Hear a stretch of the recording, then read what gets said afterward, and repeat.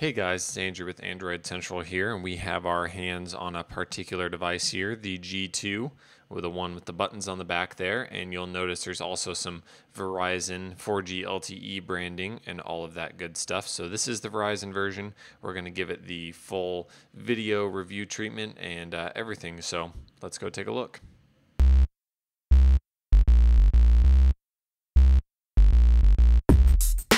Now, the Verizon version of the LG G2 isn't drastically different from the international and AT&T versions, but there are some differences, mainly in terms of branding and slight design differences. So you'll notice here on the back that the volume up, down, and power buttons and the camera pod have been redesigned to kind of this interesting brushed metal, not really metal kind of material. You still get an LED around the home button and kind of a big camera pod, and of course the buttons are on the back. That hasn't changed.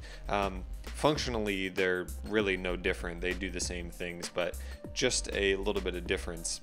The back plate here is kind of, as you can tell from all the reflections, kind of a hyper reflective black material. When you view it straight on, it's black, but when it gets off axis, it kind of gets a blue color to it that's kind of interesting.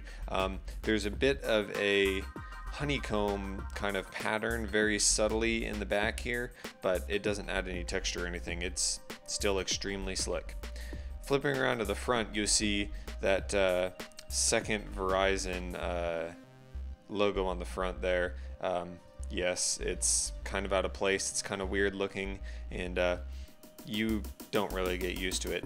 Other than that, though, when you come into the software, things are about the same on the Verizon and the AT&T version. The settings come by default in a list view rather than this tabbed view, but you know, as we just show there, that's easy enough to change. The other difference will be in the app drawer. There'll be some pre-installed Verizon things, you know, 10, 12, 15 apps or something like that in all. About 5 to 10 of them you'll want to disable or uninstall, but you do have that option, which is nice. Not all phones offer that.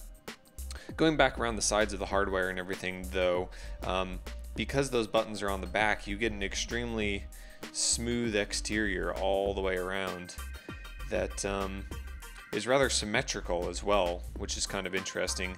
We actually, more often than we'd like, ended up picking up the phone the wrong way because you kind of have the logo there and then the speaker there, but it's easy enough to flip back around.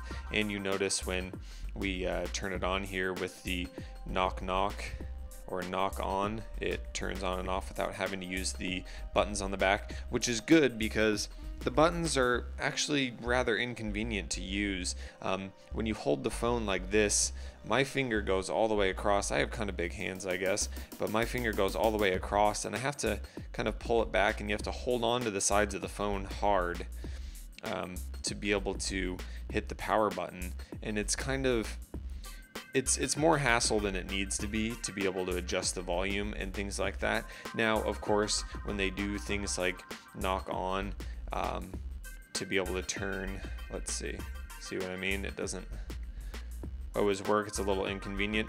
The knock on, knock off, and whenever you play some audio, you'll get an audio slider here in the notification bar to clutter up the notification bar a little bit more, but to make it easier to turn up and down the volume. But the easiest way to turn up and down the volume would be to have the buttons on the side, and we still haven't really gotten over that that feeling. It just, no matter how long you use it, you just don't really get used to it, and you end up kind of flipping the phone back over to make sure you're hitting the right button, and it's just an extra step you don't want to have to take.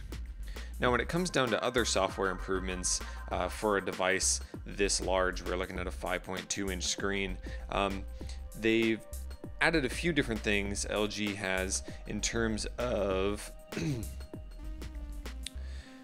working with the display to, you can add one-handed operation. You can add things like the smart screen and smart videos so the screen doesn't turn off when you look at it. We've seen that from from Samsung previously, aspect ratio correction to help fix apps that don't fit into the aspect ratio properly.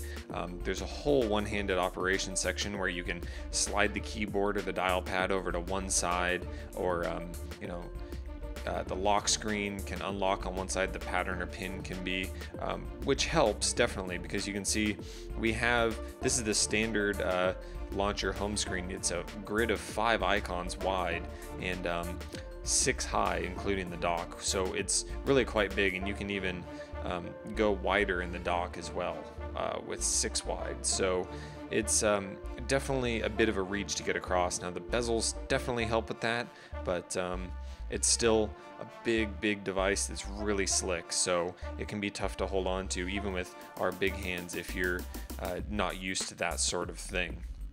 So overall, the LG G2 is a really great device. It performs well in terms of battery life is solid, software performance is pretty good, camera performance is fantastic, but it's kind of wrapped up in this interesting shell with a poor choice of buttons and maybe not the best materials ever.